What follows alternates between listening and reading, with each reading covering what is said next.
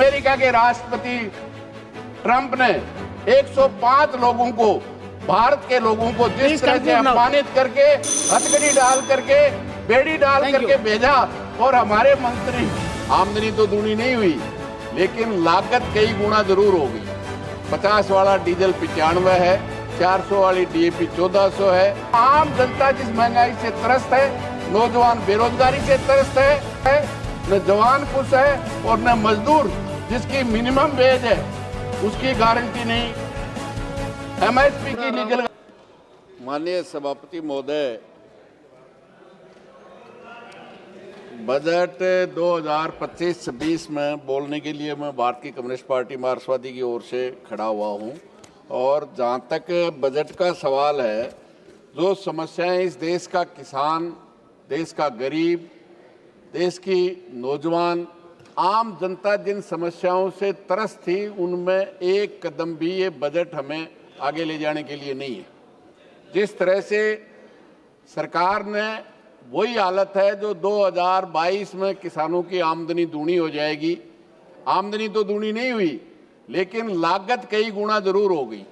50 वाला डीजल 95 है, 400 वाली डीएपी 1400 है, और 1 लाख रुपया किलो के हिसाब से बीज खरीद करके किसान लगाता है और फसल पूरी की पूरी नष्ट हो जाती है।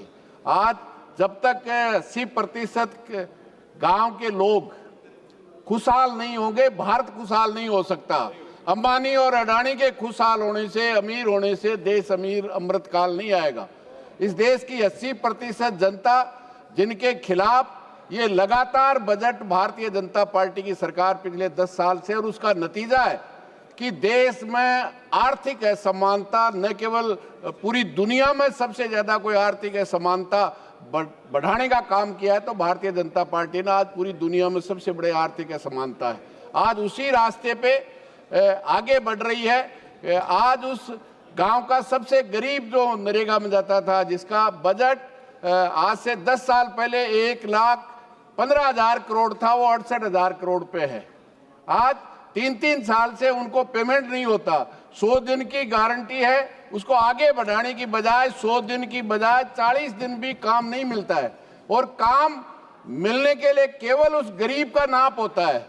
इस देश के राजनेताओं का, सरकार का नाप नहीं होता, अधिकारियों का नाप नहीं होता, लेकिन क्योंकि गांव का सबसे गरीब नरेगा में, और उसमें भी 90% महिलाएं जाती हैं, उनके नाप ही नहीं किया जाता। सभापति महोदय, 2 दफा हाजिरी होगी, बाकी किसी की नहीं होगी, लेकिन उस गांव के गरीब जो सबसे ज्यादा महिलाएं, महिला सशक्तिकरण की बात करते हैं, बेटी बचाओ बेटी पढ़ाने की बात करते हैं, लेकिन तमाम जगह शिक्षा में, चिकित्सा में, सब जगह उन कंपनियों को मालामाल करने का लिए बजट लेके आए।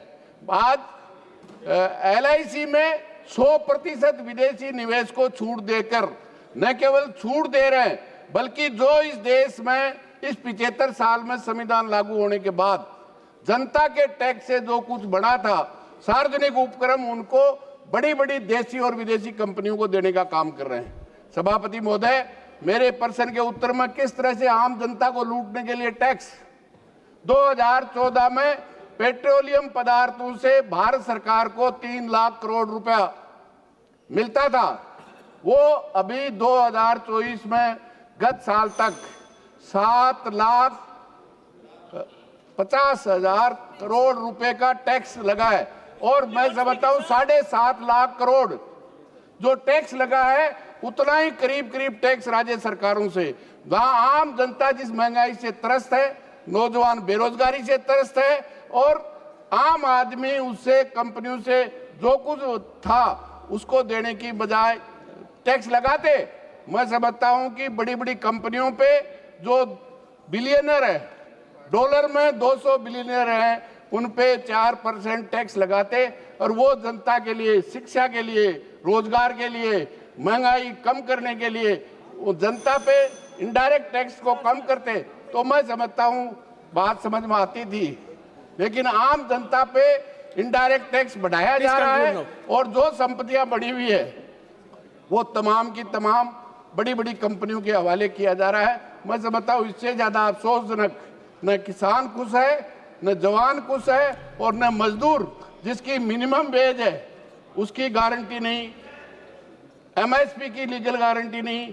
जो ये सरकार कहती थी, एक भी वायदा आम जनता से इस बजट में पूरा करने की बजाय जो प्रधानमंत्री कहते हैं कि मेरा 56 इंच का सीना है, अभी कंक्लूड कर रहा हूं सभापति महोदय, जो कह रहे थे देश में डंका बज रहा है।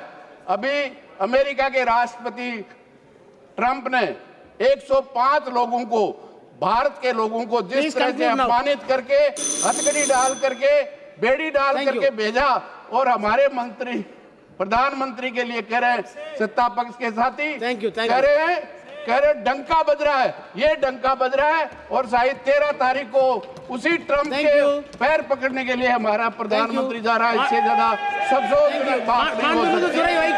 आप यही मैं कहना चाहता हूँ।